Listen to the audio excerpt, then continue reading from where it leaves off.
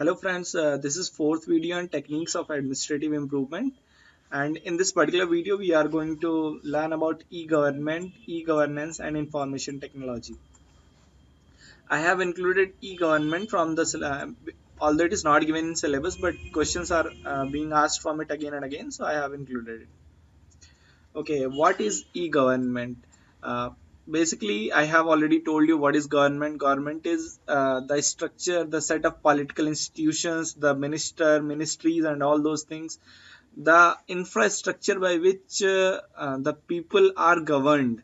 So the government is basically the political infrastructure. And what is governance? How they govern, how they administer, how the bureaucracies they follow the policies, rules, regulations, how they make it and how they implement it. That is related to governance. So this is the basic difference between government and governance. So government, the institutions which are basically, so here some of the e-government means when we add e in front of government, then that becomes electronic or internet government or digital government or connected government. This is the basically what is the meaning of e-government. E means use of information and communication technology.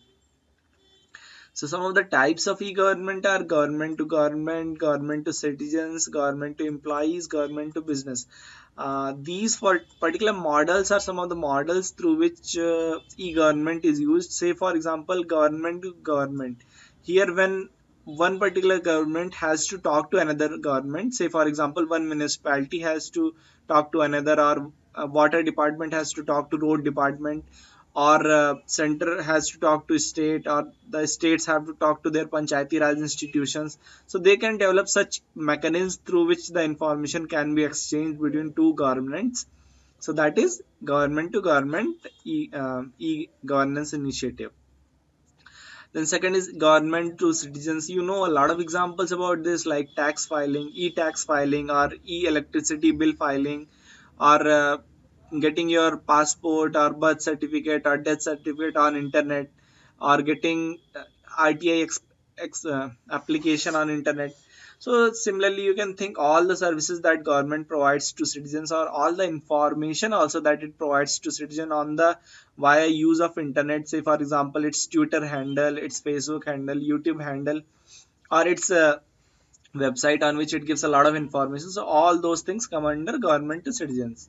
Then coming on the third, government to employees. Here basically the thing is that how the government interacts with its employees by use of information and communication technology, that is internet.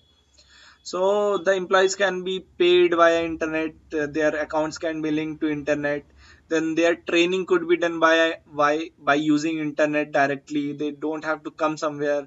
They could be given information or schedule regarding anything. So all the interactions between government and employees could be also taken to internet.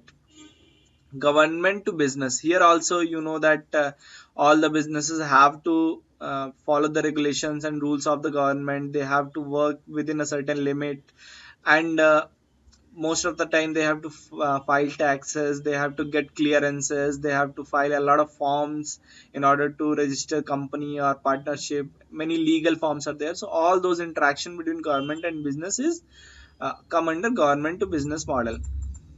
Okay, then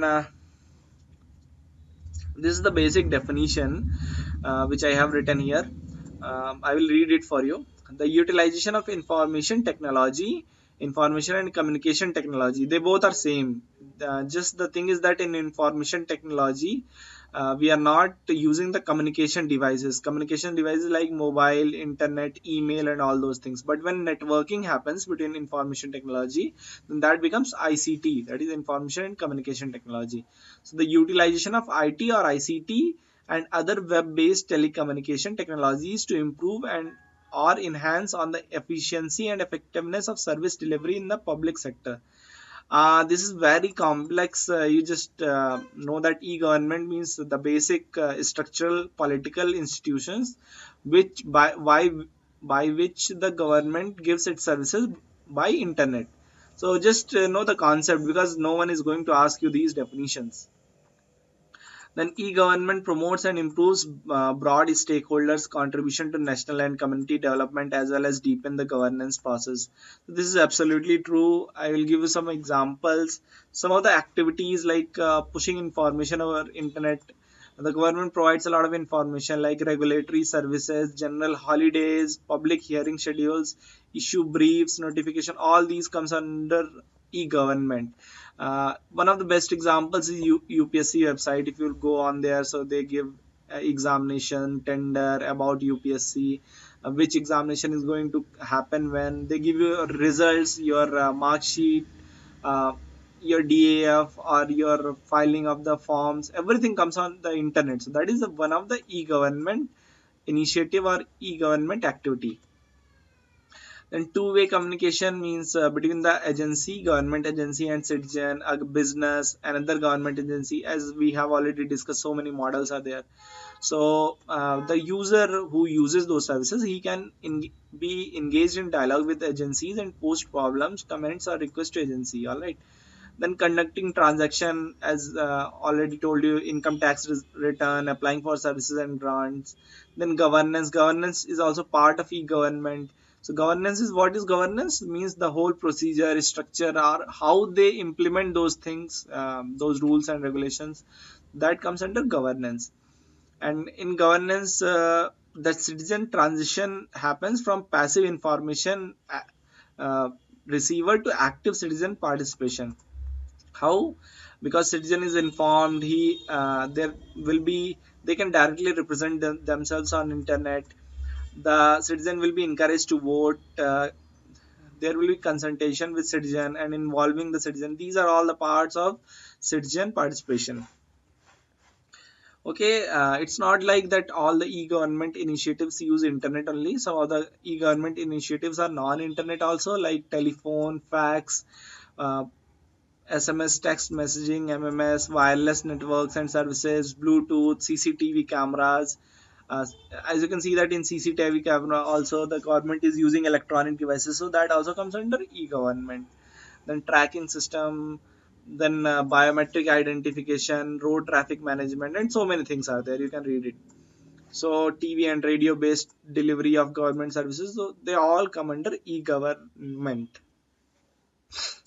Some of the disadvantages of e-government are that not everyone is having internet, so lack of equality in public access to internet. Mostly the people in rural areas or backward areas, they do not have laptops or computers, or they do not even have internet connection, so they cannot access these services. Then second is reliability of information on web. Sometimes very false informations are uploaded, and that leads to means misinformation of the citizens, so that is also a big problem. Then hidden agendas of government groups that could influence and bias public opinions.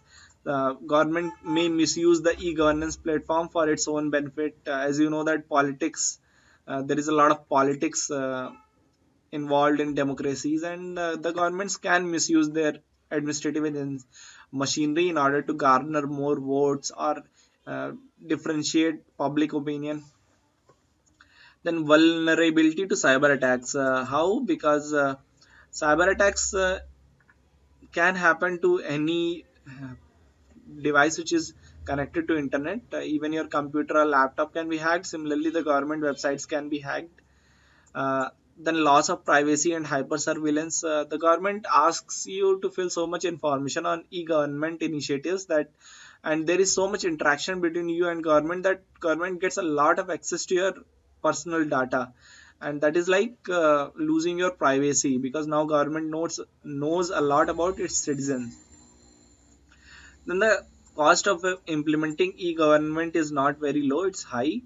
And false sense of transparency and accountability, because the thing is that if the government starts using e-government for its own benefit, then that will be very detrimental to the society.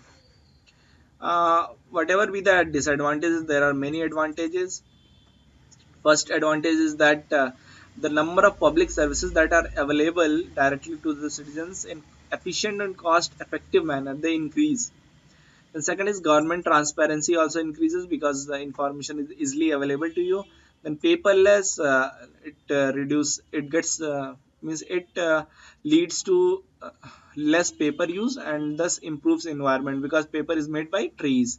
One of the example is like when you book your ticket on IRCTC, so now they just send you a SMS on your mobile and you can show it, so you don't require to print out the e-ticket or that Tatkal ticket. Then increase citizen awareness, more accessible because it's you can access it from anywhere. Right now you are watching this video, so it's very accessible by internet, otherwise it won't have been possible for you to come and get a classroom program. Then more interaction between citizen and government, speed, efficiency and convenience. Of course the speed of internet is very fast. Then public approval also of government policies. So these are some of the advantages of e-government. Then e-governance. E-governance involves a public investment in information and communication technologies to strengthen governance process. What is governance process? You know now. Government, I told you what is government, what is governance, and what is their difference. Access to and use of ICTs can provide new and innovative communication channels that empower people and give voice to those who previously had none, while allowing them to interact via networks and networking. So here also they are saying that citizens can give feedback on the services that are delivered to them, and that will be a two-way interaction. And some of the Indian initiatives of e-governance are uh, online portal for public grievances, Ministry of Corporate Affairs 21 Mission Mode project, then e-filing of income tax, e-gadget, that official government gadget has came online. Then every government service is online now. Then Digital India policy of that includes a lot of national optical fiber network. Then whole Digital India has digital three components: digital literacy, digital security, and then digital access. So you can read about it. So these are some of the Indian initiatives for governance. Okay. Then coming on the next topic, information technology. Same as we have already discussed, that use of computers and telecommunication equipments to store, retrieve, and transmit or manipulate data, often in the context of a business or other enterprise. Um, but if it is used in government process, then it becomes e-government, and the way they deliver that becomes e-governance. So IT is extensively used in e-government and e-governance processes. Okay, that's all for this video. Thank you. And whatever I have told you, just analyze it in the context of the questions that they have asked in the previous year.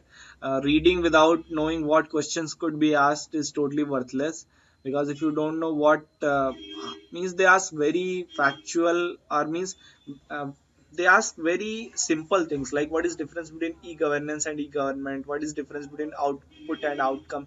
They're not talking about what are the different advantages or disadvantages still in very detail, but still you should know, at least you should have prepared four points on each of these topics, like what is the main advantages, what is main disadvantage, what is the basic difference. That way you will be able to score well and you will be able to answer all the questions. In the next video we will learn about network analysis, PERT, program evaluation and review technique, and critical path method, CPM. Thank you.